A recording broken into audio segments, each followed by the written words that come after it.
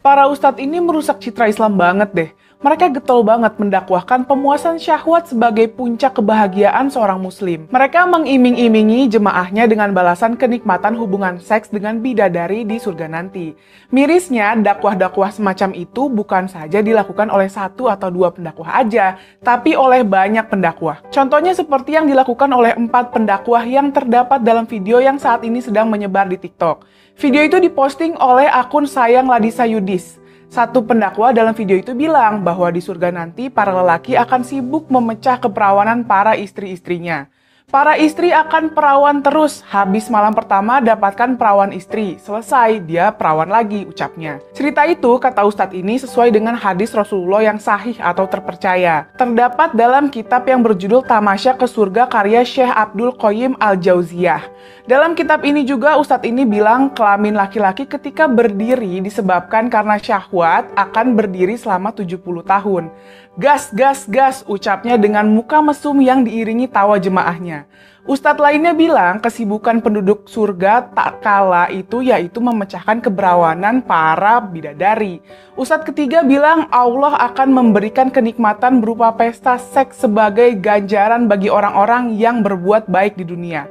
Kenapa pesta seks? Karena katanya seks adalah perbuatan yang ditahan-tahan oleh manusia di dunia. Kenikmatan terbesar yang diberikan Allah Subhanahu wa Ta'ala di surga adalah pesta seks, ujarnya. Bener-bener ya, ketiga ustadz ini berorientasi seks banget dalam memaknai Islam. Apa memang karena mereka punya syahwat yang besar? Atau emang pikirannya yang sudah mesum? Ustadz keempat ini juga lucu. Dia mencoba berargumen kenapa di surga adanya bidadari, tapi nggak ada bidadara.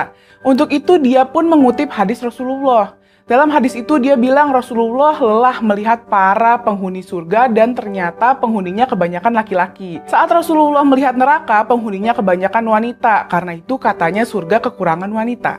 Untuk itulah Allah menambahkan bidadari di surga untuk para lelaki. Argumen yang lemah banget kan? Kalaupun iya penghuni surga kebanyakan laki-laki, kan tetap ada penghuni wanita. Buat penghuni surga wanita apa ganjarannya? Kan mestinya tetap harus ada bidadara buat mereka juga, tapi kok nggak ada? Di samping itu, cara pandang seperti itu diskriminatif banget terhadap perempuan. Seolah banyak perempuan pelaku kejahatan, sementara laki-laki pelaku kebaikan. Padahal dalam realitasnya, saat ini justru para lelaki yang sering menjadi pelaku kejahatan. Perempuan justru lebih sering menjadi korban kejahatan. Ini sebenarnya membuktikan emang kita harus kritis terhadap hadis-hadis Rasulullah, kalaupun hadis itu dinyatakan sahih. Sahihnya satu hadis harus juga dinilai dengan akal sehat kita. Apakah perbuatan itu layak atau masih relevan diterapkan saat ini? Dan yang harus selalu diingat, hadis-hadis itu dibukukan lebih dari 100 tahun setelah meninggalnya Nabi Muhammad. Jadi sangat mungkin ada bias dari para periwayat hadis itu yang hampir semua laki-laki. Di samping itu, pasti ada pengaruh budaya yang berkembang saat itu dan di wilayah itu. Yuk selalu kritis dalam beragama.